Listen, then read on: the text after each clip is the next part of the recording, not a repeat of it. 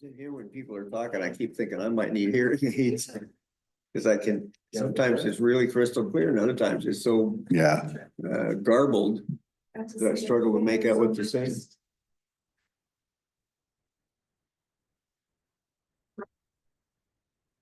Okay. Good morning, everybody. Welcome to Monday.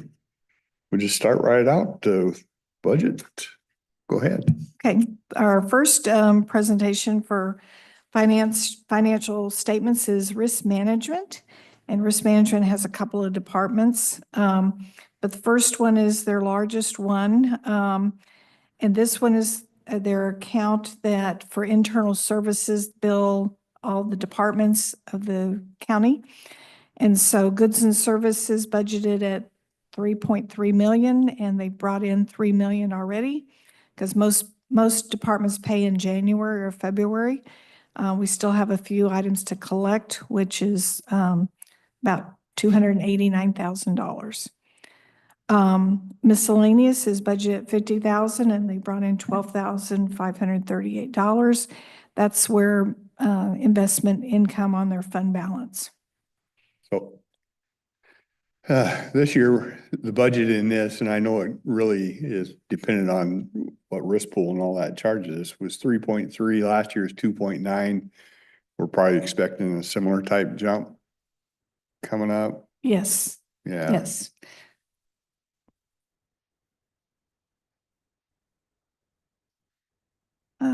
That's it for the revenue. Then on the expense side, we have personnel. We have 2 FTEs for this department.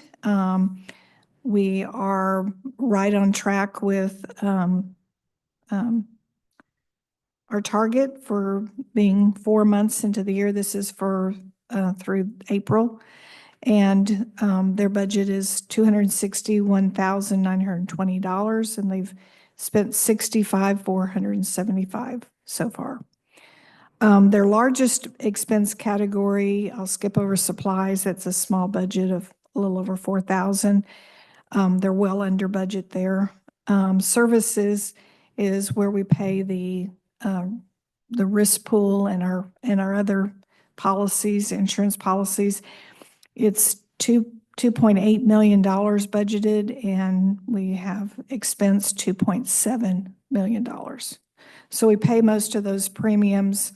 This is the one where we paid a large chunk in October, and then we, as far as accounting wise, they reversed that expense, didn't put all of it in 24, and this is the expense for 25. Kathy, And- does that service right there, does that reflect the 25% increase we got this year?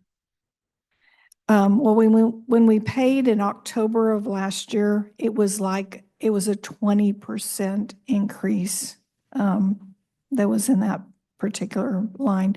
And now they're estimating that January of 26, that bill will be possibly 25% Okay, so it's greater. that one that will, okay. Yeah. Mm-hmm. That's the one we'll have to budget even more. Yeah. Yeah, I don't know what to do with that. Do you know what other, I think, I'm not trying to say anything against risk pool. I think it is what it is, but are you hearing anything from other counties of what they're looking at for any of this? Because they're all kind of facing it. Yeah, we're all facing Yeah. the same pretty much percentage increase. Yeah. Welcome to Washington. Yeah. And then for transfers, we have budgeted 850,000, and we've expensed 850,000. 550,000 of that was a transfer back to the general fund because we needed some additional cash last October. We've paid that back. And then 300,000 is moving to our liability claims to cover anticipated claims. So those expenses will show on a different account, but so far, this is our expense budget on risk management. The next one is industrial accident, which is our workers' comp plan. And this one, we have, we bring in, it's a service department also where we bill the departments. And so we had budgeted $796,800. We brought in 613,000 basically from our service billings. And then miscellaneous is investment income. We budgeted 15,000. We've already brought in 12,000. So we're above budget. Kathy, that could you one. go to the previous one? Oh. You said for our claims. Is that our deductible? What are we paying claims for? Yes, Not paying it for basically insurance. is our deductible on any claim that goes to the risk pool. We're responsible for the first $100,000 on liability claims. On property, we're responsible for the first, it's only $5,000, Okay. which I is just wanted, real good. I was wanting to make sure it was deductible and that we're not paying claims. Yeah. Yeah. Yeah. So we pay any expenses on claims up to $100,000. And those expenses could be legal fees as well as an actual claim. Okay, an industrial accident, like I said, their revenue is predominantly internal service billings, and we still have a few to collect. We'll be following up with departments that haven't paid yet, so. And for their expenses, it's all in the services area, and we budgeted 796,800. And we've had so far 233,450.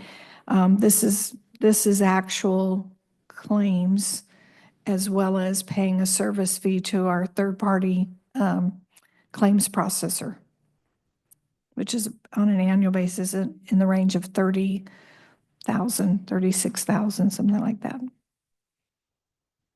And then there's an excess insurance policy we also pay on workers' comp.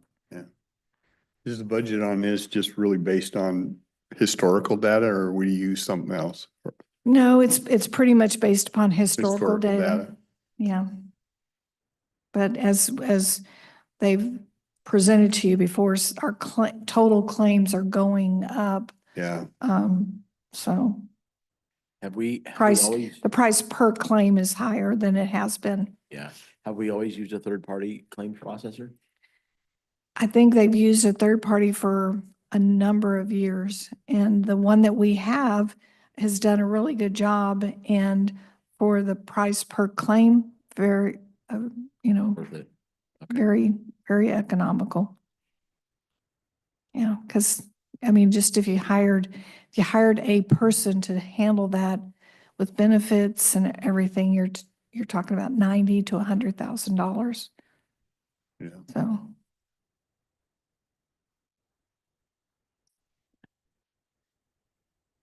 Okay, now we'll move to liability claims, which we kind of talked about a little bit.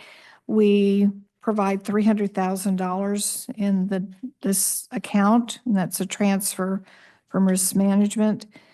And then we also have I don't think we have any investment income in this one, but that's the revenue side. The expense side so far this year, because we've had the claim for the annex building that we turned in, all of those expenses are going in this account. And then we will do a budget amendment to increase our revenue because we're going to expect to be reimbursed for those expenses. So that's not showing yet, and we're going to do that in the next amendment.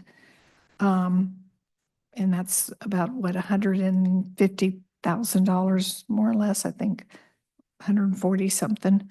So most of the expenses you see here is that water damage at the annex repairing.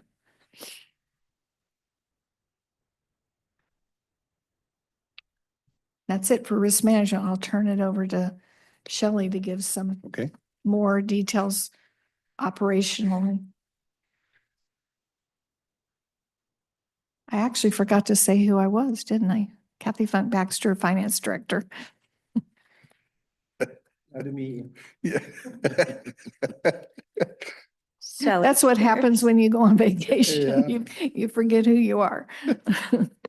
Shelley Pierce, Risk Management, and Scott Colleen is away this morning, so I'm going to go ahead and present for the both of us. So Bailey, whenever you're ready.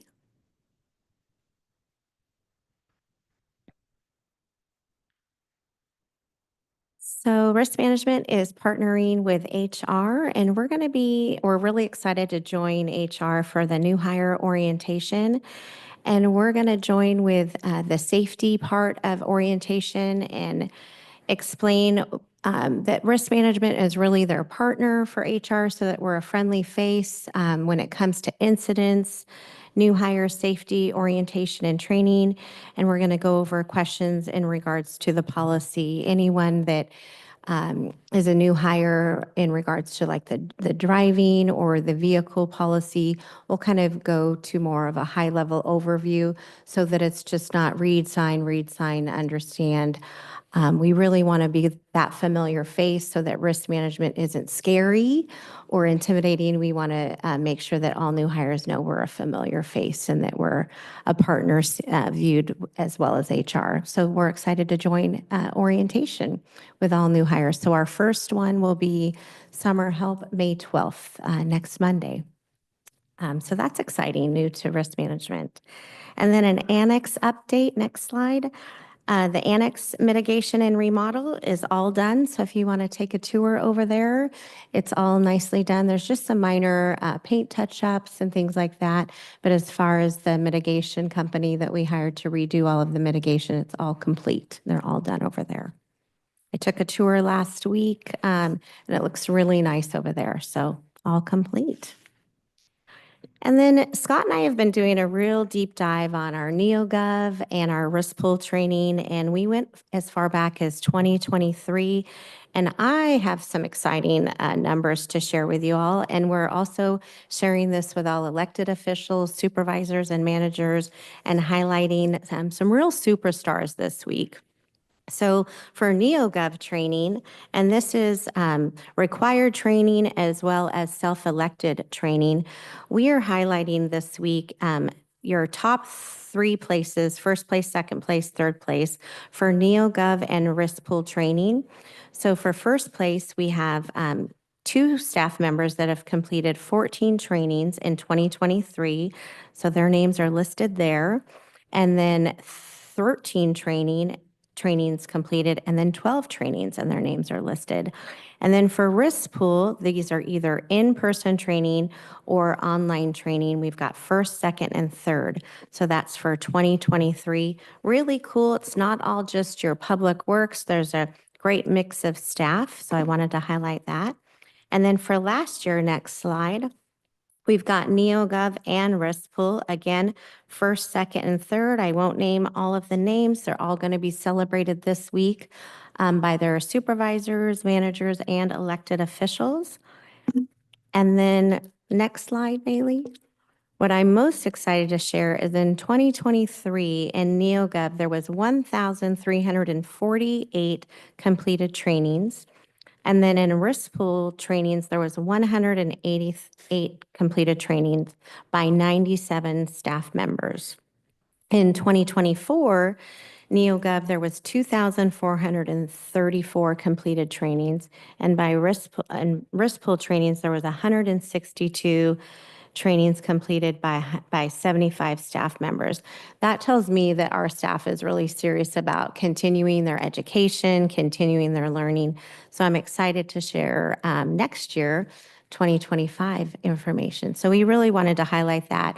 Some certificates are going out this week with certificates of completion that will be highlighted by their managers and supervisors. So really exciting information to share.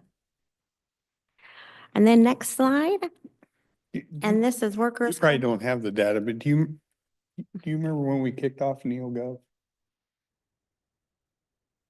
In What was that? 2023 is when So- they implemented So it's from NeoGov. some That's good. that It's been used. Okay. It's gaining momentum for sure. Yeah. Yeah.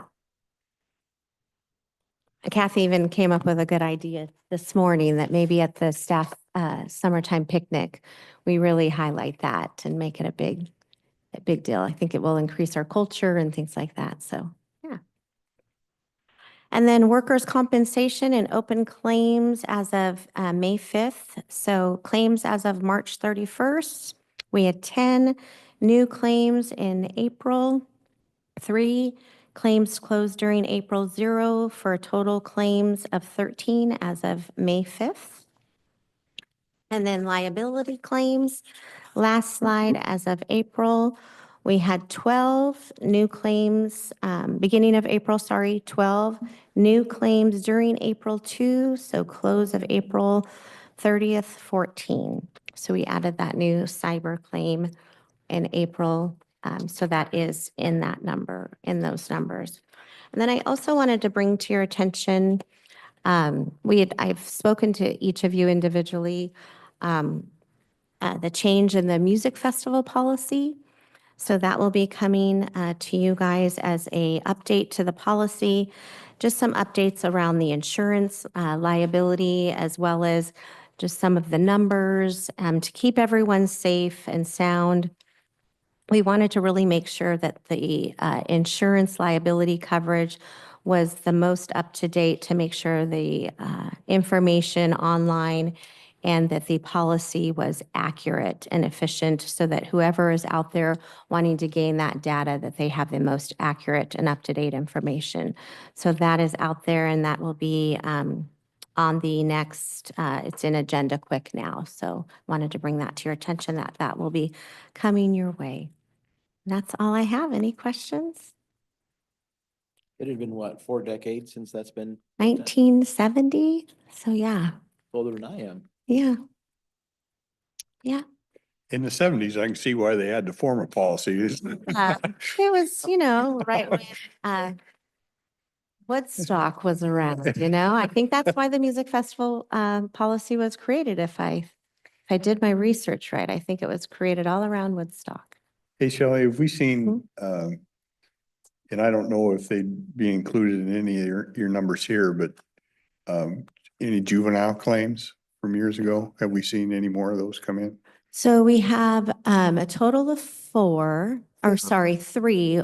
One that's not official, one that has said they will be filing a claim, but it's not an official claim yet. Okay. I know that in the state of Washington, there are 90 claims as of last week. Of those 90 claims, I believe 4 are going to litigation. And that's just the information I have from the risk pool. Is the filing period closed now?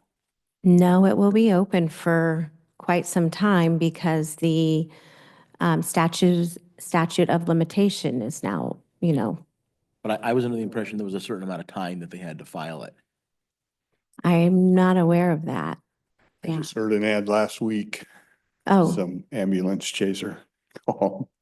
yeah, I'm not aware of that. I'm not aware of it, like an end date. But I'll look into that, Commissioner, and I'll get back to you on that. Okay. I don't have any additional updates on our 3, other than what I'll share with you during our May 12th or May 14th date. I think I have some additional updates for you that I'll Okay. share with you then. Perfect. Okay, Okay. thank you. Thank you. Okay, I think the next item on your agenda is corrections. I'll have Marin join me.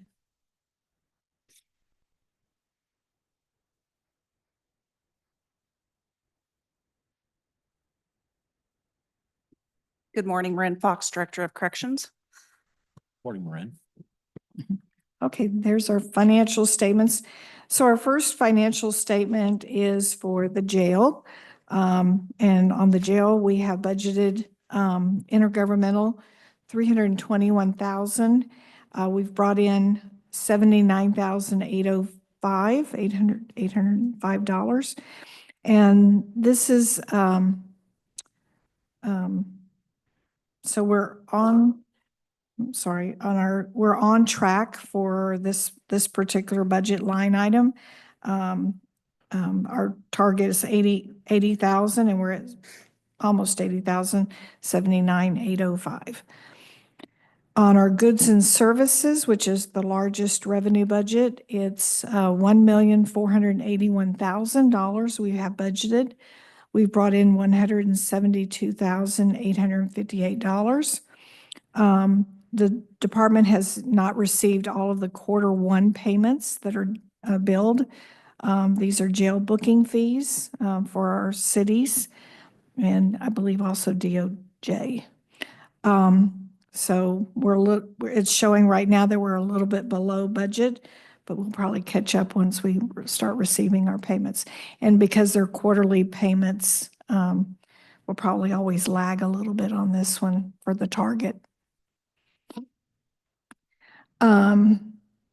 Miscellaneous is, we have a little bit budget there, $1,000.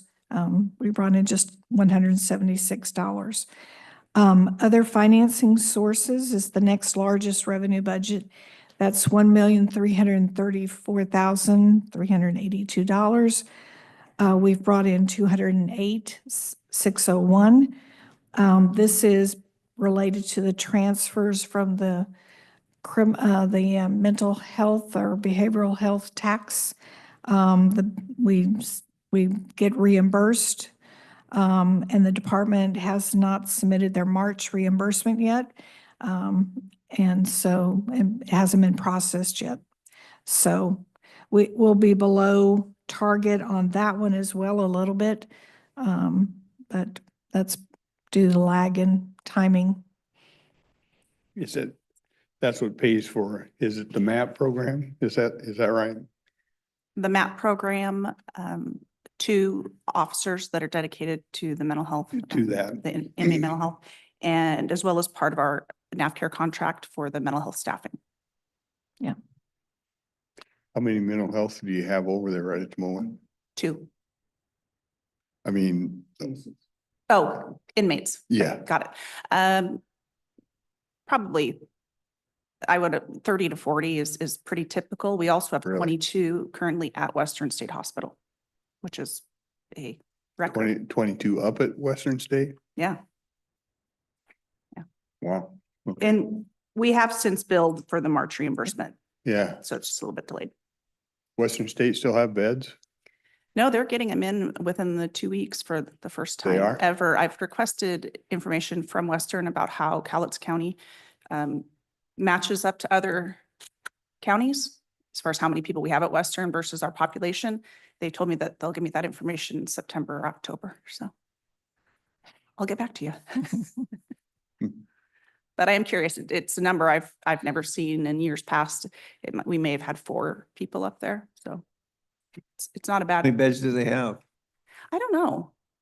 I'm not sure. They've opened a second facility on site, which I believe is how they're getting our people in so quickly. There was Yeah, times in the years past, we had waited almost a year to get people I was in. gonna So say, when I first come in, I thought you Yeah. had a person or people over there been there a year waiting. yes, and Yeah. they've corrected it somehow. It's not, Okay. it's good. All right.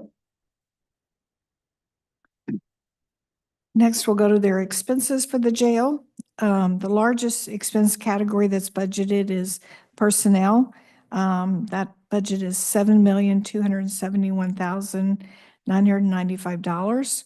We've expended $1,779,000 so far this year, and we're right about on target, just a little bit below target on that line item. We have 49 positions filled and we have 6 vacancies. How much of that personnel budget is budgeted overtime? You know, I think her budgeted overtime is it 433. Yeah, 400.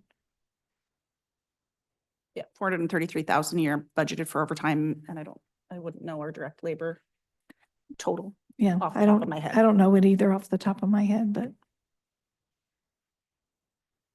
and do you make that assessment based on open positions? I make that assessment typically on previous years, kind of the trend, as well as open positions. You know, obviously when we have quite a few open positions, that overtime budget's going to need to be higher. I typically leave it a little bit lower and we can make an adjustment at the end of the year if need be. We currently have of the 6 CO positions open, we have 3 that are in the final stages and should be on board within the next month or 2, depending on when they're able to leave the positions that they're in. 1 is relocating as well. And we have 6 additional, or 7, I'm sorry, in background on top of that. So it's So those good. 3 are laterals? 1 lateral was, she actually worked for us, went to Kelso Police, and that didn't work out. She's coming back, so she's technically a lateral. It'll be obviously very easy to get her on board. And the other 2 are not laterals. One's coming from a mill and the other one's coming from the East Coast somewhere. I'm not sure what her background is. And what's the time frame that they're able to get in from the time they're hired? I mean, 2 months would be the most fast. That would be like if everything went exactly perfect. So, you know, we have to do a full background, poly-psych, physical agility, and as well as occupational health assessments. So each of those steps takes a bit of time. But we have 3 people working on backgrounds right now. So we've been making some progress, and I believe the signing bonuses, it certainly has increased our applications. So there's some hope, some light at the end of the tunnel. So not only, it sounds like not only applications, but the quality of the applicants too. Yes. Good. Yep. I'm gonna back up just a Okay. hair. If we had you have 30 to 40 mental health people in jail. If we had a facility, which I hear people talk about wanting for mental health, would these people still be in the jail? Are they there because they did a crime, or are they there because they're? Well, they have to have a crime or a warrant to end up in jail. I mean, I believe having a mental health facility in the community makes sense so that there's an option besides bringing people to jail. There was a woman we had last week that was brought in on 2 pretty minor warrants, and she was absolutely did not belong in jail and very much needed to be at the hospital. We had her released and transferred her to the hospital through the ITA process. So I think there are some, law enforcement doesn't have that decision point that they have us or nothing, but there is a legal component to that. So all of these people could be arrested. So obviously law enforcement needs to be heavily involved in whatever that process is for a facility in the community, because all of these people have some sort of criminal. Is there Connection. some balance between mental health and the severity of the crime that somehow dictates where they're gonna go? Well, if it's a felony, law enforcement's not going to have any choice as to whether to book that person. I believe each agency has some latitude in decision-making for lower level crimes. So again, you know, obviously law enforcement, all the law enforcement agencies would really need to be heavily involved in any kind of a planning process for a mental health facility, because they're going to be the ones typically making that decision. Who makes the ultimate decision whether or not they're staying in jail or going to mental health, into the hospital? So once they're booked, they have to go to court, and a judge has to make a decision about whether they're going to be released or not, you know, PR, set bail. If someone has a significant enough mental health problem, like the woman I spoke of last week, we'll contact a judge and say, this person really doesn't belong in jail. Would you authorize us to PR this person? And we're going to call a DCR and have them evaluated for ITA. So we will do that with misdemeanors only. A felony, we would not do that. They're going to go through the Western State Hospital, that process. Okay. You said, you stated 3 different sets of acronyms. Could you say what those are? Oh, I'm sorry. DCR, Designated Crisis Responder. So they're the ones, if someone's in crisis in the community or in the jail, they're going to come and evaluate the person to determine if they're a danger to themselves or others. If they are a danger to themselves or others, they'll be ITA'd, Involuntary Treatment Act. They'll go to the hospital for a 72-hour hold, and then a judge makes the decision about whether they're going to stay or be released. That's what we talked about last week. So, okay, cool. Yeah. Is there Is there any relation to the number of mental health people that we have being held in the jail to our general population capacity? Does it adversely affect our ability to take in people? It can, it has in years past. We currently don't have any booking restrictions, but we have had to restrict bookings in the past when that gets off balance. We have so many mentally ill people that we don't have room for as many bookings. But currently we've been able to not have any booking restrictions since May of 23. But the Western State piece makes a big difference. That's 20 some people that would, a lot of them would be house alones and causing some of that pressure in our housing space. Well, you have pods, so if you have a mental health person that can't be with others, then it basically takes that whole pod. Yeah, that's correct. And some of our cells, we only have, I believe we have 76 cells. Of those, there's 6 or 7 single cells. I'm sorry, that might be 10 or 11. 10 or 11, we'll say that. So many of our cells are built to hold 3, 4, 5, and 6 people. So if you have one person in a cell that's meant to hold that many, that takes that many beds off the table that are not available to others. Does that, so if there is a situation where we can't have anybody because we have a mental health issue or a mental health inmate, does that also affect our ability to take in DOC warrants? Yes, we do limit a DOC so that we can. Regardless of the mental health inmates? Regardless with mental health inmates. We have the option on DOC. We can say yes or no. They have options to take them to other facilities, not as convenient, but they do have that option. So that's a component we can control. And our law enforcement partners, the chiefs and sheriff, expect us to be open for them for new crimes and for their warrants. So that's something we've pretty much always done. DOC is also not supervising as many people, so those numbers are coming down. But we're trying to open that door back up a little bit. But again, that's an easy population for us to say no to in order to keep room for the local needs.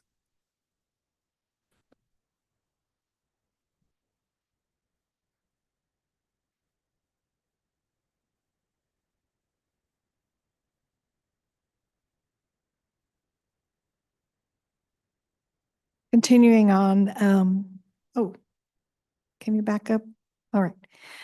So supplies on the expenses for jail is at $1,184,000 budget. We've have $193,000 so far this year expended, so we're below our target. Services is budgeted at $4,353,264. We have expended $1,171,000 so far. We're right almost on our target for that one. Services include our IT and our risk management billings, and those were paid in January in lump sum. So that's why we're very close on or a little bit over on our target for services. But that's also the line that covers medical provider for the jail, those types of services.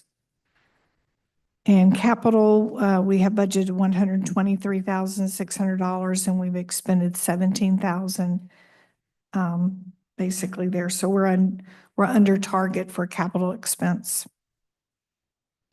One thing to note on the portion that you get from mental health tax, I think we're good through 25 and part of 26. Yes. But that is one area that we're mandated to do, and we will have to work that into the budget when that fund runs down. Right, because it's paying for 2 positions as well as the medical part of our medical jail cost. And those positions and stuff aren't really optional from the state. They're kind of right. Yeah. Okay. Like I said, they bring in about $1 million. I think we budgeted $1.3 million. Yeah. And that's all mental health, behavioral health tax. Right. Okay, moving to offender services. This is another area for the corrections. They have not a lot of revenue here. They're supported by the general fund, but they do bring in intergovernmental is budgeted at 60,000. And we brought in $3,385. This is revenue that's made up of from the I think from the state, illegal dumping revenue, as well as Department of Ecology revenues.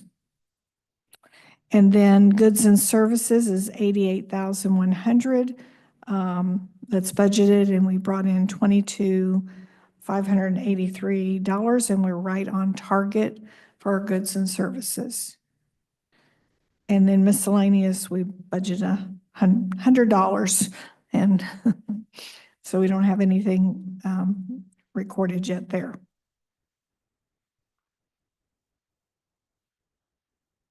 On offender services, on the expense side, it's primarily personnel.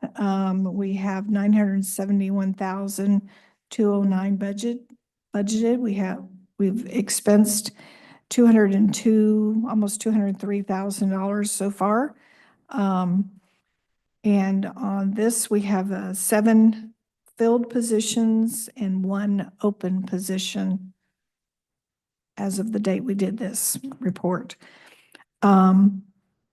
Supplies, we have budgeted $15,600.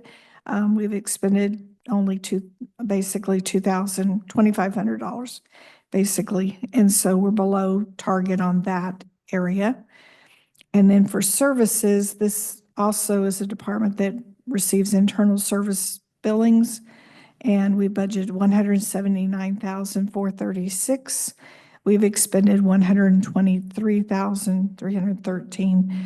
So it makes us look like we're over target, but that's because those bills were lump sum and paid in January.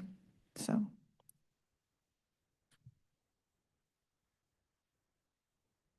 And then finally, the corrections department also runs the jail concessions. And this is also in the general fund. We're expecting to bring in about 60,000 in goods and services. We've brought in $16,659. So we're above target on that revenue. And that revenue is made up of commissions received by the jail for inmate, from the inmate phone provider. And miscellaneous is budget $25,000. We've brought in $12,893 so far. And that's primarily, that's supplies, is concessions, right? Yes, that's Yeah. like indigent supplies. So inmates that don't have money to buy hygiene items, we bill for those. We also get a commission back on our commissary from our commissary provider for the items that the inmates buy. And then on the expense side, we have budgeted $70,000 for supplies. We've expended only $7,220. So we're below target on supplies. And then services, we have budgeted $17,900, and we have spent $3,656 on services.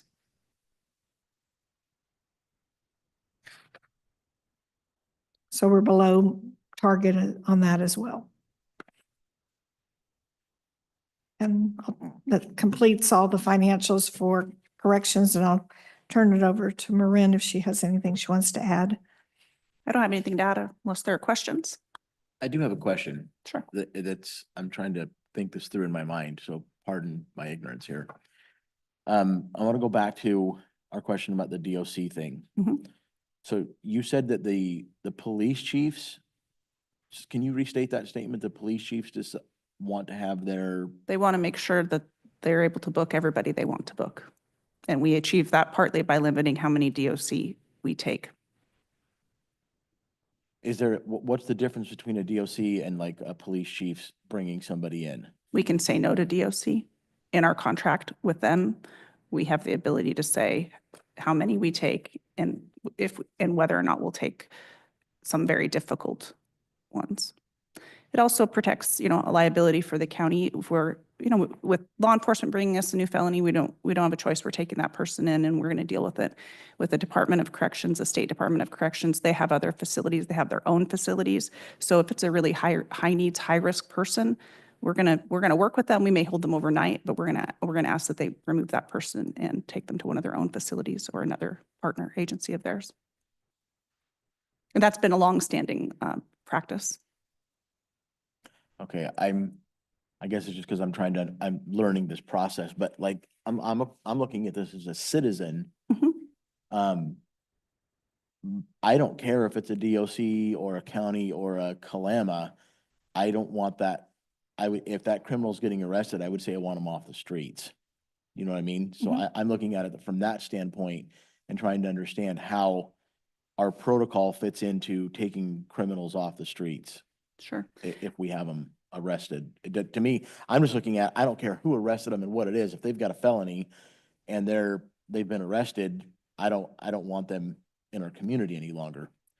The DOC warrants, it's a hold essentially, are for violating conditions of their parole essentially. So that can be a failed UA, that can be not complying with their work crew. So it's not a new crime, it's a violation of their parole. Okay. And so we had that door opened more widely pre-COVID than during COVID, and with all the mental health, we had to tighten that up to keep the doors open for local law enforcement. And so we've never shut the door entirely to DOC, but we did close it somewhat. There are many, many counties that don't take DOC at all. So we are a county that does. I don't think Clark takes any. We do take them, and we're working to open that back up. And we're kind of in a position now where we're able to take some more, but we're still limiting them to some extent. So as the typical protocol, we'll take them in, contact the state, and then have them transferred? Yes. What happens if we don't take them? Where do they go? They have contracts with a lot of times they're going to go to Nisqually. It's a tribal jail. That's the closest partner agency they have. They used to have a contract with SCORE, which is a large municipal jail in the Tacoma area, but I believe SCORE has ceased taking their inmates as well. So if, let's say a deputy arrests somebody that is for something other than a parole violation with the DOC, we can take them in because they were arrested for committing a felony. Correct, yes. So that We're has nothing taking to those, do with it. yes. Okay, Yes, got it. Thank you. of course. Anything else? All right, thank you.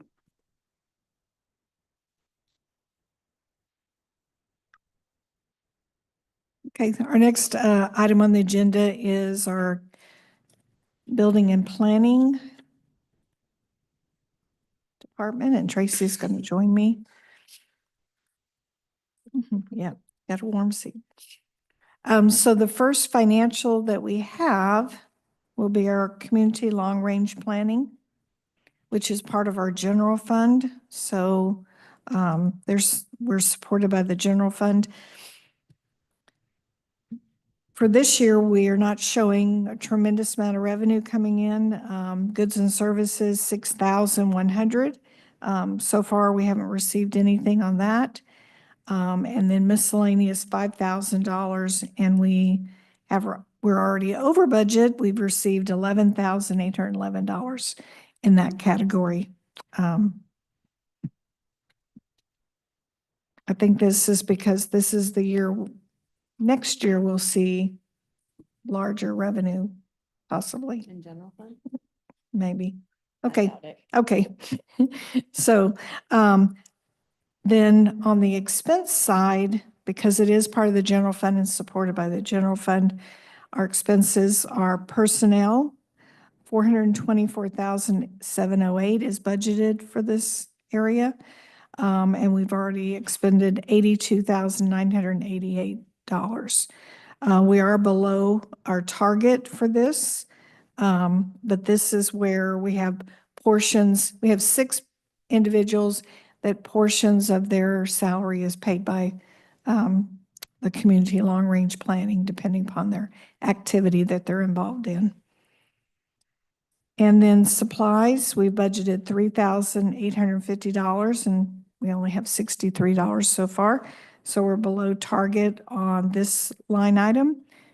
And then for services, we have $166,241 budgeted. We've expended $79,890. 52,000 of that is related to internal service billings that were paid in January. So we're showing a little bit above our target on the expenditure side, but that's because a large portion of internal service billings were paid in lump sum in January.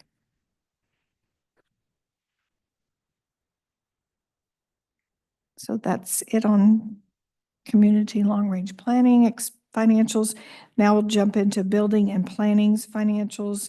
This is a enterprise fund, so it's a self-supporting fund. So we've budgeted for licenses and permits, $1,364,000. We've brought in $350,646. We're above our target, but when we compare to last year, we're a little bit lower. We've seen a decrease in permits. Then we have goods and services, $1,360,600. We've brought in $282,425. And this is primarily fees associated. They're largely made up of fees associated with new construction. And again, we've seen somewhat of a decrease in this compared to last year. So we're a little bit below target, but not drastically. Yeah. These, I don't ever worry about this too much. They're pretty much, I actually look at not in the long range planning, but building planning and its operations is almost like its own business enterprise. Yes. I mean, the more efficiently they get stuff through, the more money they make because they got more permits and more stuff going. So Right. the reward for doing it right is actually more revenue. It's a positive thing. And I think they've handled it pretty well. Yeah.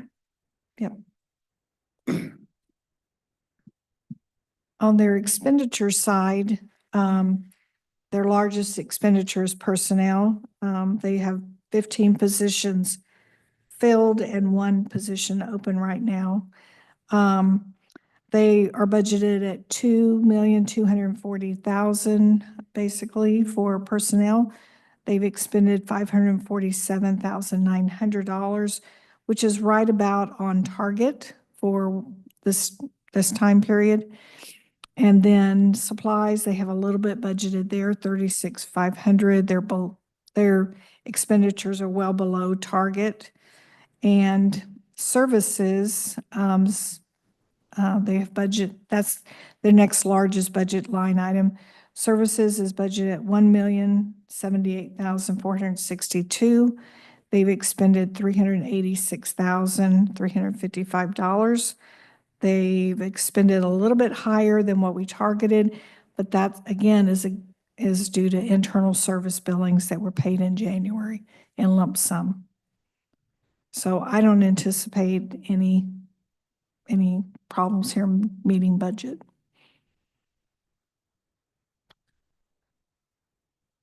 And that's it. I'll turn it over to Tracy in case there's any questions or things she wants to go over.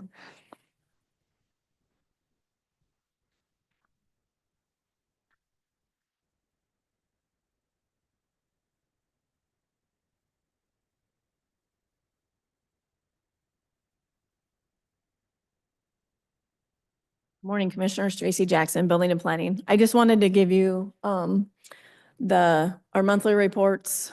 We weren't up here last month, so I gave you the first 2 are the building, the top one's April, and then after that's March. So you can kind of see where we're at. Same with planning. I gave you the April one and then March below it.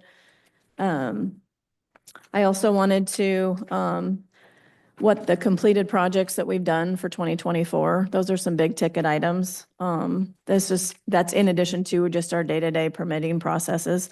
So kudos to staff down there. They've done a impeccable job. Gave you an org chart just to kind of see where we're at and who's in what position.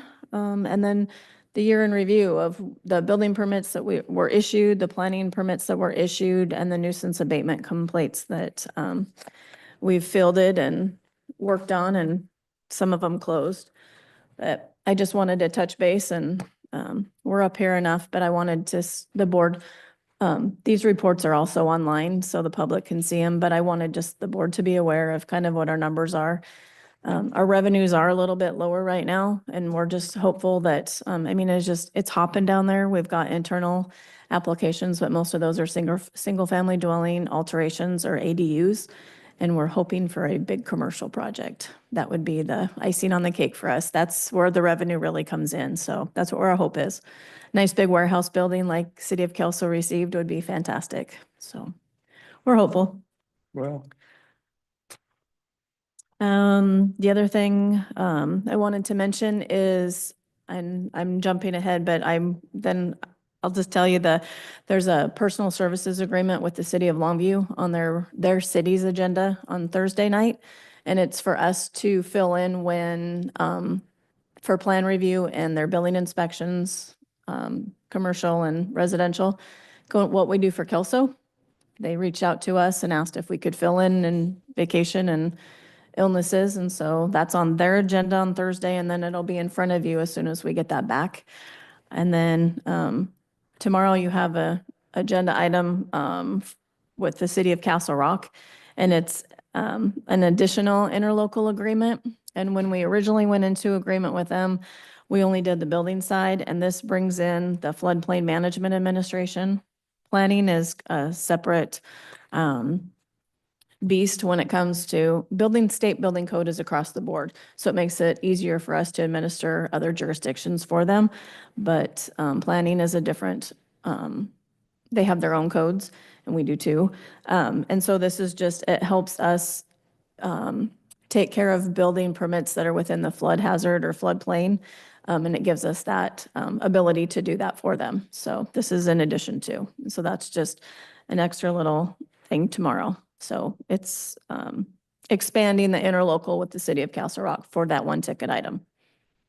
And that new relationship's going well. It's with going them. really well. We're in the area. It makes sense. We can do it daily for them. So yes, and we go out there daily. Yep. And we're excited for their exit 48 to develop because we'll be out there for that as well. For all the homes and the townhomes and some of their recreational stuff. yeah. Who But that knows? is City of Castle Rock. Yeah, we might be taking Longview, you might like our service, and then we might get more from them. And we that fill in way. currently for Longview or Kelso currently. They were the first ones to reach out to us. And now we do all of Castle Rock. And so now we're going to back up Longview as well. So it's nice. It's nice to have the interlocal and partnerships with the other cities. Yeah, That's something new for us, and it's well received on our end. good. Keeps us busy. Well, Was that's a it- little bit what I was talking about. If you do it well and you do it efficiently, you're going to get more business. You're Which kind of is a great, business which enterprise. is great. so- And, it's a two-way street. So it's, like I said, it's just nice to have those barriers dropped and the relationships with the cities going well. Yeah. Mhm. So I think you covered item 3. Yes, So- sorry. And I said I And that's- jumped ahead. that's I fine. apologize. But they kind of went hand in hand. So I just wanted to touch base. But that So was when all. we get into the next session, I'll just skip over you. Or I can wait and do it again. That's fine. Whatever works for you. That's all I had, unless you have questions for me. Okay, Thank you, gentlemen. that concludes our, Thank you. that concludes our part of the business meeting for financials.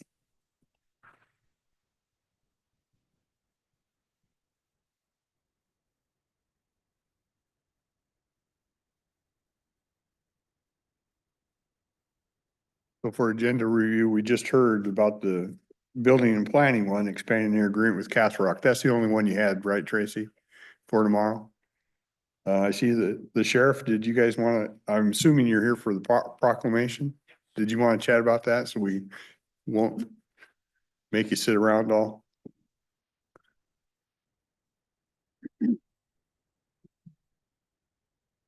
Morning.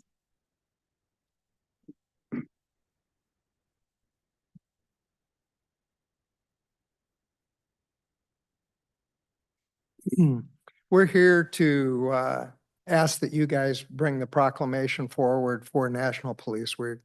National Police Week goes back to 1962 when President John F. Kennedy established National Police Week by presidential proclamation, which was his proclamation 3466.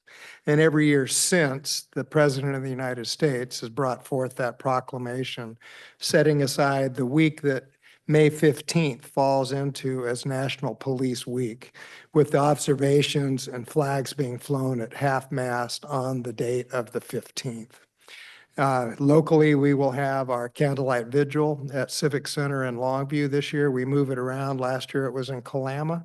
This year it'll be in Longview.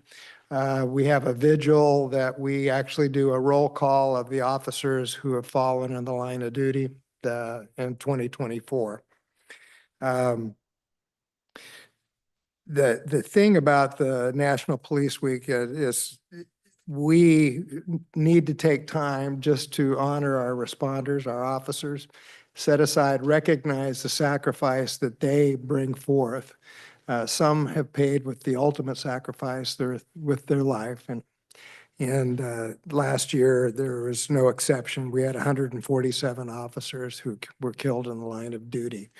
And that's not including COVID or medical issues. That's active, either the 52 who were shot and killed by firearms, live fire, 46 in traffic-related accidents, some vehicular homicide, and another 49 who had physical heart attack or some kind of medical emergency doing their job in the act of combating a bad citizen. And so those figures are lower this year than we've had. However, the death rate by gunfire is slowly increasing again. So far this year, we've had 24 officers killed in the line of duty, and 23 of those were by gunfire.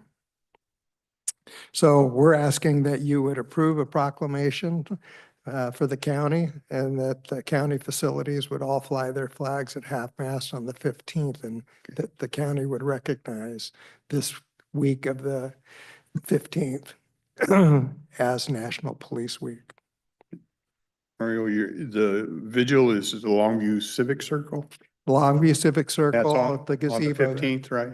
On the 14th. On the 14th? It'll be on the 14th, the night of the 14th, 7 p.m.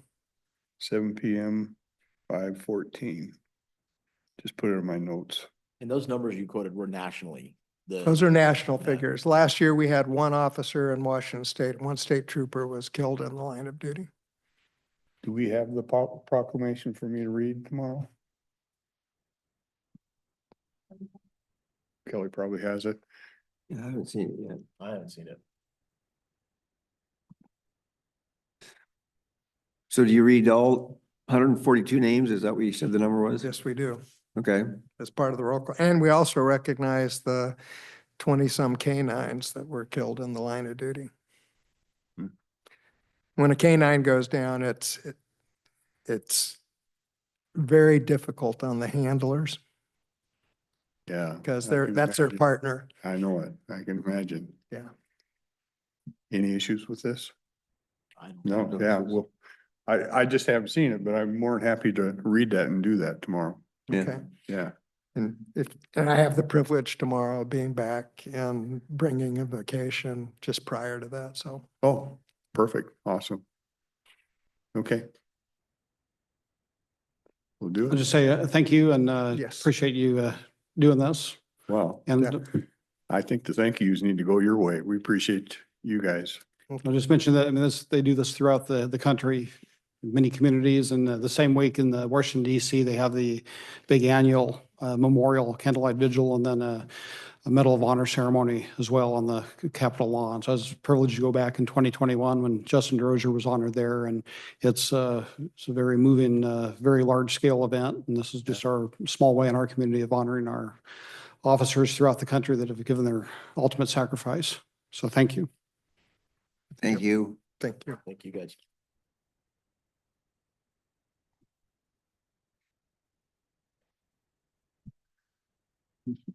Public Works.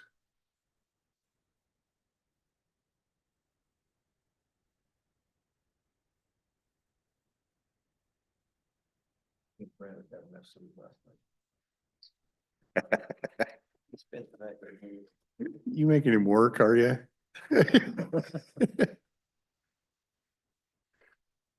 So good morning, Susan Eugenius, County Engineer. Public Works has 3 items on the agenda this week. The first is a call for bids for the countywide delineator project with a scheduled bid opening for June 9th. This project does include federal funding, and if you don't know what delineators are, they're the white posts that you see along the road that help delineate the edge. Some of these will be going along roadsides and some of them are placed on guardrail. So this is federal safety dollars, and we have an estimate of about $189,000. How many is that gonna be? Pardon me? How many delineators is that? I don't know. I forgot to look before I came down. It's not like 4 though, right? No, it's a lot more than 4. It's more like several miles of them. Okay. And they're in different locations. This is easy, delineators are a known, they help prevent runoff the road accidents, which in the rural area is the most common and deadly accident when people run off the road. Winter nights with rain and dark, they're a lifesaver, a lot of those. Yes, they are. Yeah. I drive a road where they installed some a few years ago, and it made a world of difference for all of the drivers and made me more comfortable with my teenagers driving. That's just the post. There's no reflectors on these, right? There are reflectors on There are them. reflectors, okay. Mhm. Did you want to do your item? I will, yeah. Sean Rowe, Public Works. Good morning, Commissioners. First one up today is an interlocal agreement between Metro and Cowlitz County. This is something we talked about a few weeks ago. This is for solid waste emergency disposal for the 2 government-operated transfer stations in Oregon Metro. This original agreement came out of the Eagle Creek fire back in 2017. So this is a reiteration of this for a 5-year period. Just some historical data on it. In 2017, it was about 4,400 tons. Nothing in 2018. 2019 was about 3,000 tons. 2020 was 134. 2021 was 70. And then 2022 was about 585 tons. So not a large volume, but when I-84 does close and they need somewhere to go, we're kind of their partner on this side here. Once again, it's not a high volume, it's just more, as needed kind of thing, and we have control over that. So it's renewing for additional, did you say 5 years? Yes, this would go Okay. to 2029.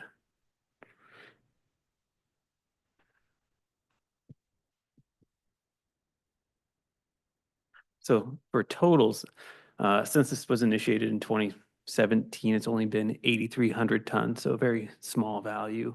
Yeah. Do we have a negotiated rate with them or do we just charge them standard? We charge them our standard transfer station volume on that, yep.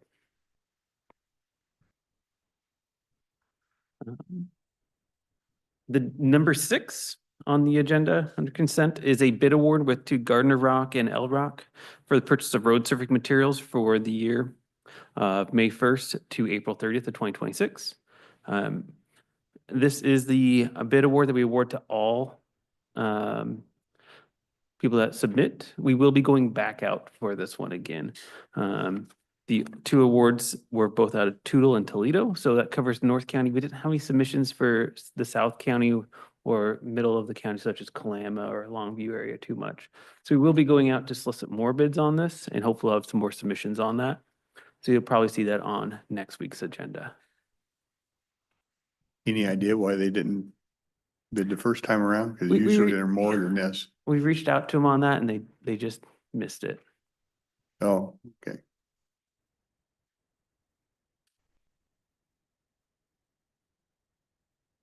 So we're hoping for more in a couple weeks, and so it'll probably be about a month and a half of not being able to use those providers. Okay. We don't have any immediate need for them right now anyway, right? No, currently we're getting our chip seal rock delivered, so we'll roll into that here in the near future, and so that'll be our main drive for the foreseeable future, yeah. And I think that's all of our items for tomorrow. It's kind of a light agenda from us. Pretty. That could be pretty quick. Yeah. Yeah. Maybe a new record, who knows? Let's hope. Well, I saw we have, is Carolyn online? Katie's online? Okay. For item 5.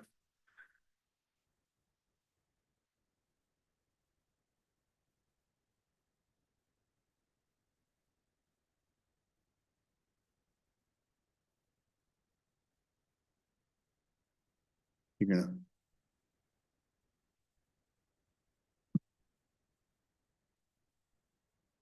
Now, can you hear me okay? there you go. So sorry. No. Got muted in like 3 different places to make sure nobody hears me. So in front of you, you have an interagency data sharing agreement with the SAO for the EMS District 1 audit. It's nothing crazy. We just fill this out every year that we get audited. We will also do one for Cowlitz County when we start our audit. It just gives us permission to share information with the SAO for them to complete their audit and vice versa.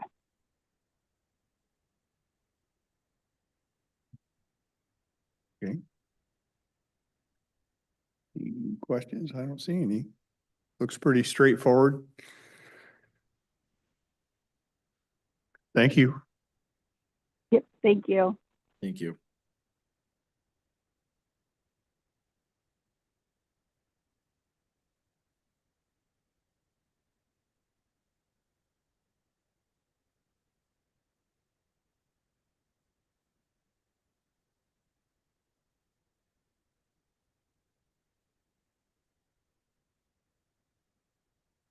Okay, I think that covers agenda.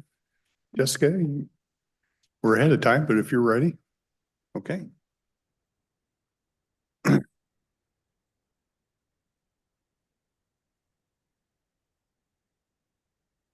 Good morning, Commissioners. Jessica Warren, Human Resources.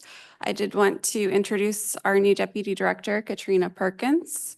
She started with us on Thursday, came from the Longview School District, so we're really excited to have her. Yeah, welcome, welcome. Thank you. I do have one request this morning from OPD. They're requesting to fill a paralegal position. The employee left 2 weeks ago, so they'd like to get her position filled.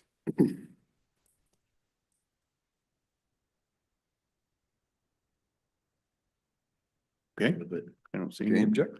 Okay. And that's all I have this morning. Just that? That Just was that, it? yeah. Wow. Okay, You normally wow. have a lot of stuff, good stuff for us. That was easy. Yeah, I mean, I could probably come up with some things, but You can leave it at that. okay. Well, welcome aboard. We're glad to have you over here. Thank you. Thank you. Happy to be here. Thank you.